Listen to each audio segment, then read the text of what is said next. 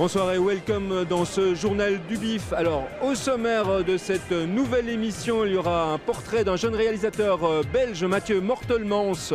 Andir a demandé aux biffeurs ce qu'ils pensent des suites au cinéma après la sortie d'Iron Sky 2.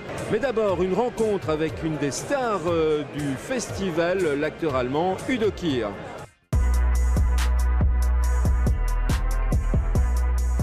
Plus de 50 ans de carrière dans le cinéma, l'acteur allemand Udo Kier. Dans sa filmographie, on citera Cher pour Frankenstein, ou encore Breaking the Waves de Lars von Trier, dont il est un des acteurs fétiches, et bien sûr les deux volets d'Iron Sky. Il a même participé à des vidéos de Madonna et de Korn. Udo Kier, habitué du BIF, un festival qu'il a vu grandir. J'étais ici avant 15 ans. La première fois, j'étais au jury. Et maintenant, le festival est tellement beaucoup plus grand, beaucoup plus de gens. Hier soir, j'étais ici, c'était 2000 personnes. C'est incroyable. J'aime bien le festival parce que Cannes et Venise, bientôt un très grand marché. Et ce festival ici, c'est incroyable. Je vois les gens. Et en tout cas, ce soir, je suis knighted. Première fois dans ma vie, naturellement. Chevalier de l'ordre du Corbeau. Udo Kier fait chevalier de l'ordre du Corbeau par le prince Laurent en personne dans le cadre de ce BIF 2019. Udo Kier, présent dès la soirée d'ouverture, a assuré au chant. Pour son deuxième passage sur scène, en 2 jours, il reste hésitant sur son type de performance. Peut-être ce soir, je fais un petit striptease ou quelque chose de différent. Pas la même chose encore. Udo Kier, personnage fantasque, reste avant tout un passionné de cinéma. Bien sûr, autrement, je ne suis pas fait. Je peux rester à la maison et être jardinier, etc. Mais non, je suis très content ici. Et maintenant, j'ai besoin d'aller. Au revoir et à bientôt. À bientôt. Au revoir.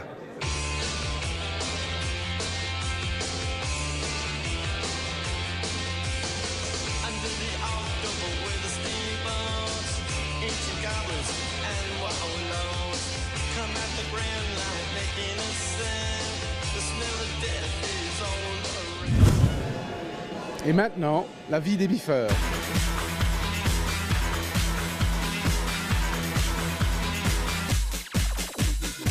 Ce soir, c'est la diffusion de Iron Sky 2 ici au BIF. Alors les suites, les biffeurs sont plutôt pour ou contre? Ça dépend des suites.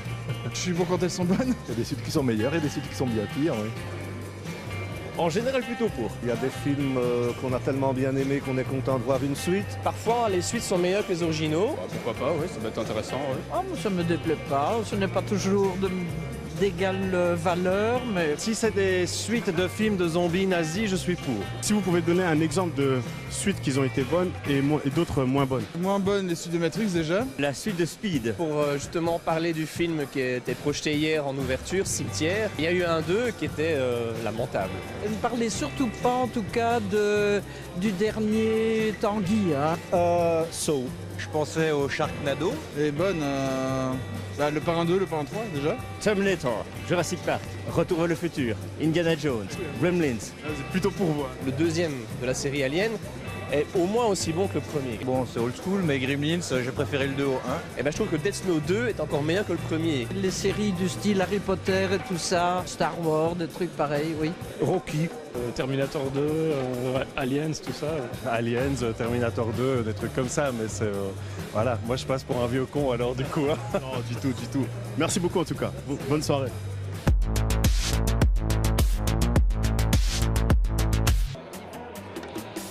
Je m'appelle Mathieu Mortelmans, je suis réalisateur, je travaille dans les 2 langues. Là, mon film est en flamand, mes courts-métrages qui étaient au BIF étaient en français. Voilà, c'est mon premier long métrage et évidemment on est ravis d'être là ici cette année. Voilà pour les présentations. À 34 ans, après avoir réalisé un court et des épisodes de série comme Unité 42, Mathieu débarque donc au BIF avec un premier long métrage, Bastard.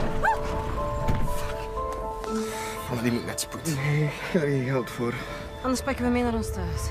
C'est un thriller qui part d'une famille en deuil qui va accueillir un sans-abri dans leur maison pour combler le vide.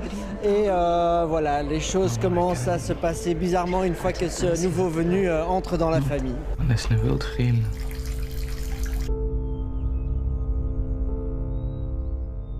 Être dans la programmation du BIF 2019 pour Mathieu, c'est un moment important dans sa carrière, lui qui apprécie tout particulièrement le festival.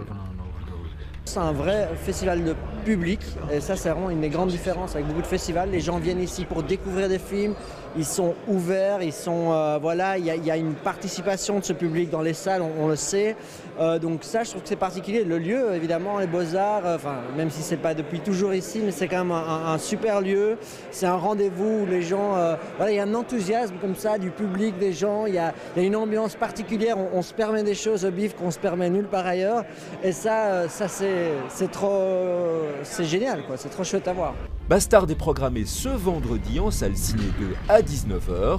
Mathieu s'y prépare avec un mélange de stress et d'excitation. J'étais jury une fois ici, donc j'ai déjà dû performer, on va dire, sur la scène des Beaux-Arts. Donc ouais, évidemment, on est toujours nerveux. Un film, c'est un enfant, quoi. On le montre aux gens et voilà, on sait en plus qu'on est exposé ici, en plus avec un public ultra direct, voilà, mais c'est chouette parce qu'il y a beaucoup de gens qui sont là et donc on a aussi des vrais retours.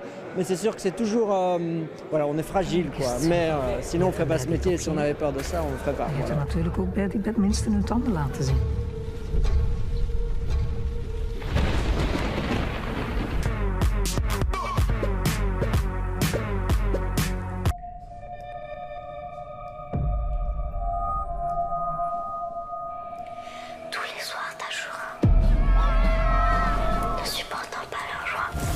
Talal, c'est un vieil ami donc, qui était venu déjà présenter un film en 2011, c'était Mirage. Et maintenant, il vient avec des très gros moyens et quelque chose d'assez atypique. Donc, c'est une coproduction franco-marocaine. Et pour faire court, parce que je n'ai pas envie de tout spoiler non plus, mais il faut juste imaginer donc 4 jeunes qui ont été traumatisés par un djinn quand ils étaient dominos, tout simplement. 20 ans plus tard, ça revient. Et en gros, c'est les Goonies qu'on va croiser avec ça dans le désert marocain.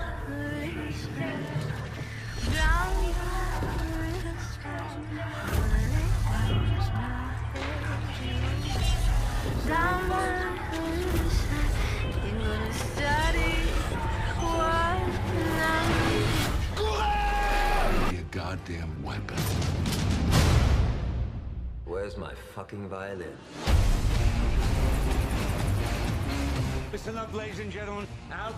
C'est Neil Marshall qui réalise le film et c'est surtout, je pense, une claque assez gigantesque puisque c'est un reboot complètement fou.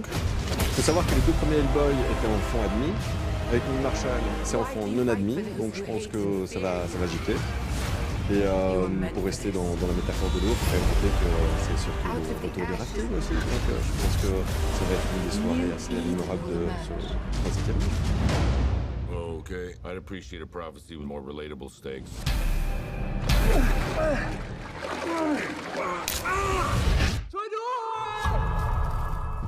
C'est un pitch tout simple. En gros, c'est un mec qui est dans une piscine qui se vide, lui il dort, il sait pas que ça se vide. Et quand il se réveille, il ne sait pas remonter forcément sur la terre ferme. Et à la base, on se disait, bon, allez, c'est pour un court-métrage, ça, c'est pas un long-métrage. Mais le problème, c'est que le réalisateur est un salopard de première parce qu'il appuie sur tous les bons boutons. Et sincèrement, ça dure 1h30, mais on reste accroché à son siège. Et sincèrement, même nous, je veux dire, nous on en voit des tonnes de films, mais celui-là, on reste accroché à notre siège, mais pendant 1h30, quoi. Et avec un final, mais je vous en parle même pas. Ça.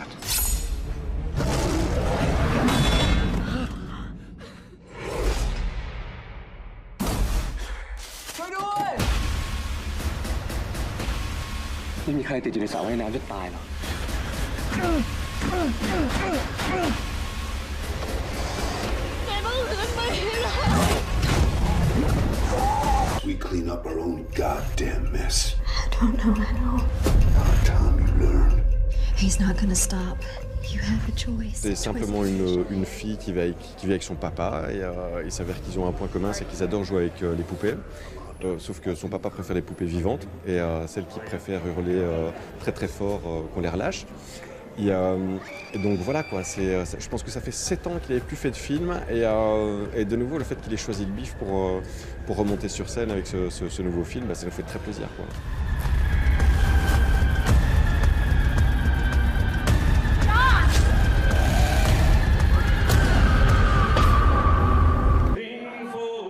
Et on termine cette émission en chanson avec sur la scène de la salle Ciné 2, le réalisateur de Red Letter Day, Cameron McGowan, qui revisite Meat Loaf.